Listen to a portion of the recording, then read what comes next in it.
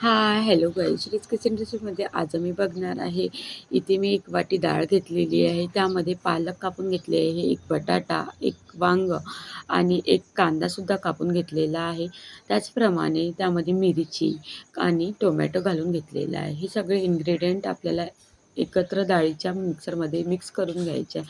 त्यानंतर इथे 1 चम्मच लाल तिखट घालून घ्यायचं आहे चवीप्रमाणे. त्याचप्रमाणे इथे श्रीरामची हळद टाकून घेत आहे.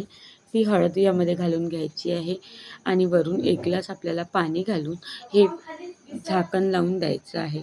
मिक्सरमध्ये आपल्याला 2 ते 3 शिटी काढून घ्यायची आहे. इथे आमची सानवी पाणी घालून घेणार आहे. हळूहळू पाणी घालत आहे.